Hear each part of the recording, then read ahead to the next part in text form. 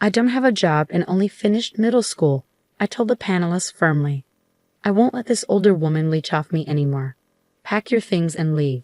We've been married a long time, so you should be grateful. So, you want a divorce? He asked in a high-pitched voice before storming off. Don't bother coming back. You're too dense to understand. Are you going to divorce me and marry my sister? We stared at each other in surprise. My name is Jane. I live with my husband Tim, who is 5 years younger than me. I'm in my late 50s. My younger sister introduced us, and we have 2 children who are now grown and have families of their own. At my age, I often reflect on my life. I've had many experiences, and while I'm thankful for my children, I'm not happy with my husband. He mocks my education, having only completed middle school. You wouldn't understand. Having only finished middle school, he always says during arguments. My husband is right. I only graduated from junior high school. I wanted to go to high school, but we were too poor back then. The internet wasn't common and our world was small. So I listened to my parents, graduated from junior high, and got a job. My younger sister, 5 years younger, went to college. I worked hard to support her through college because I didn't want her to struggle like I did. She excelled and went to a top university where my husband was also a student. He's proud of his education and often uses it in arguments. When we first met, he didn't show this side. I was very happy when we got married and had our first daughter. But over time, my happiness faded. Back then, many women quit their jobs after marriage, but he insisted I keep working full-time while managing the house and raising our child. When our first son was born, he quit his job, expecting me to handle all the household chores and child care alone. I hoped he would support us financially, but he didn't. After 6 months of him being unemployed, I finally said, "It's time for you to find a job." "Who do you think you're talking to?" he replied. "You're the only one here. It's been 6 months. Are you going to stay unemployed? You think you can order me around? Not happening. Unlike you, who only finished junior high school, I'm more accomplished." "Good for you. So when are you planning to achieve your goals?"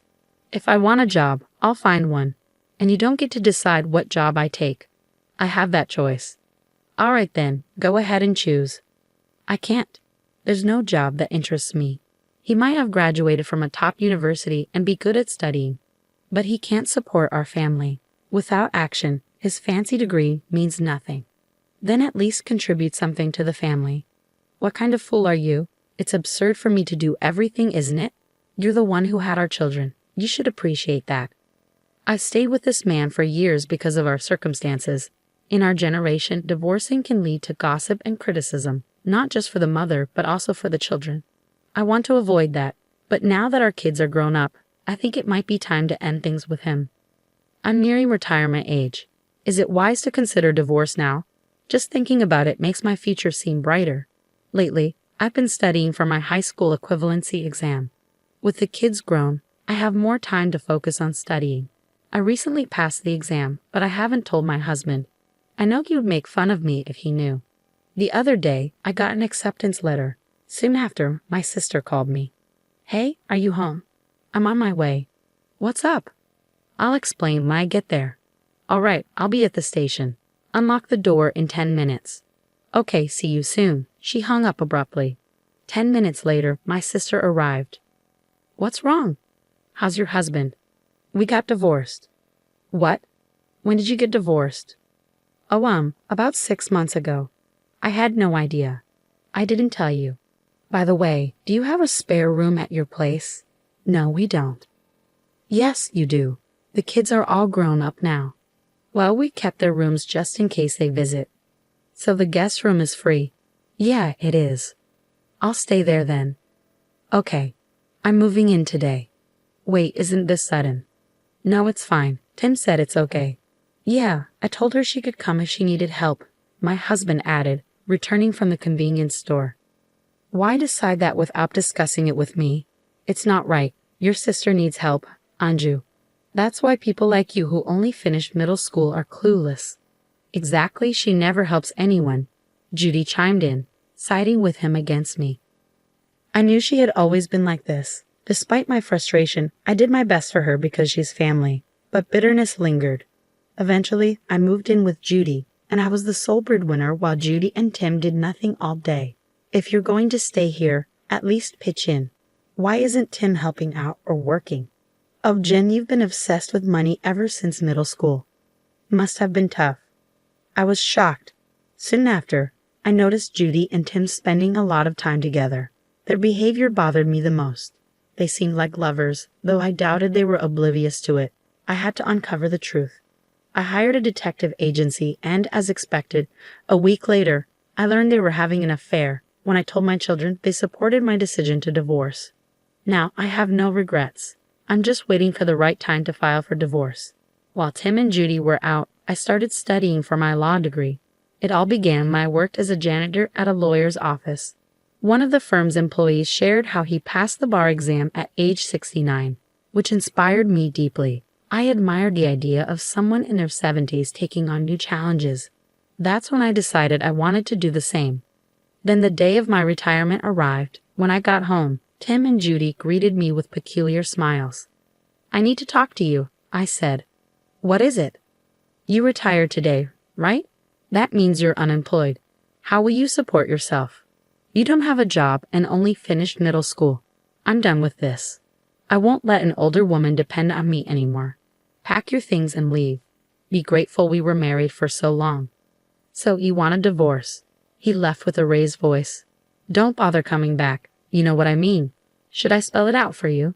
You're not smart enough to figure it out on your own. Are you planning to divorce me and marry Judy?" They exchanged surprised looks and burst into laughter again. "You already knew, so let's get this over with quickly. I don't need you anymore. If you really don't want to leave, I might consider it if you beg. There's no need for that." "I plan to divorce him when I retired, so this works out well," I said. "Then let's do it." I pulled out the divorce papers from my bag. They both froze, mouths hanging open. "Please sign them quickly. I'm leaving." "Why were you the one with the divorce papers?" "I decided to get a divorce, and now seemed like the right time," I explained as I changed into my clothes for the last time. "Hurry up, let's get this done." "It's good that Jen is leaving anyway," Tim remarked, signing the divorce papers under Judy's urging. "All right, that's it," I confirmed, checking his signature without hesitation. He didn't seem pleased with my straightforwardness. He's still insulting me, saying, "You're just a middle school graduate. You won't last long." I shrugged off his remarks. "Please, both of you," I said firmly, signaling for the kids to join us in the living room. "Here, hold on to this so he doesn't tear it up." "Okay, I got it." "You guys are unbelievable. You're the worst father ever. Graduating from some fancy university is a big deal for you, but it hasn't done anything for your life. You're content with your fancy degree while being unemployed your whole life. That's just silly, don't you think?" "What?" My daughter interrupted him. "You're a foolish, unemployed old jerk." "All right, kids, that's enough truth for now. You're both very direct. I have evidence of your affair. Time to face the consequences, as the law might say." Well then, I left the house with my children once they had nothing left to say. They owed me a million apologies. That's the price they paid for not working. Perhaps they borrowed money from a risky lender who lends to people without jobs or credit checks. I filed for divorce and finally became free. Now I can focus on my studies. I worked part-time as a cleaner and studied hard. Eventually, I got accepted into the law school of my dreams. After 4 years of studying, I graduated and passed the bar exam. Finally, I became the lawyer I always wanted to be. My children and their families threw me a little party. Life feels wonderful. But you know what? They were looking for me. How would I know? My ex-husband arrived at my new home tearful. "Your sister Judy doesn't work at all. We're broke." I tried to see the kids, but they won't talk to me. "Of course not, you fool. What did you expect? I told you I'd amount to something. All you had was a fancy college degree. It means nothing now. Don't belittle me. You're just trying to justify yourself. You never even finished middle school, for goodness sake." "Well, actually, I just passed the bar exam. Anyway, I'd be lowering myself to your level if I bragged about my education now. It's funny that you're now asking for money from someone you used to mock. Why do you live in such a nice place?" "Because of my job." "You work?" "Yeah, I do. I used to clean at a law firm." "You're a cleaner?" "Yeah, I am. I clean my own office." "Your office?" "What?" What's the problem? I kept the chain on the door and opened it. Here. I showed my ex-husband my lawyer's badge. He froze. You know, if you keep bothering me like this, I'll fight you in court. You can't keep intruding into my life. I said that and closed the door firmly. After that, my ex-husband never bothered me again. Judy tried once, but I told her the same thing, and she stopped coming around too. Those two, relying only on their education, will likely continue to struggle without putting in any effort. That's their path now. If you keep pushing forward in life, anything is possible. Jen is a hard-working person deserving of respect. That's why her children fully support her. I wish Jen a fulfilling life. Thank you for watching until the end. Please subscribe to our channel if you enjoyed it. See you in the next video.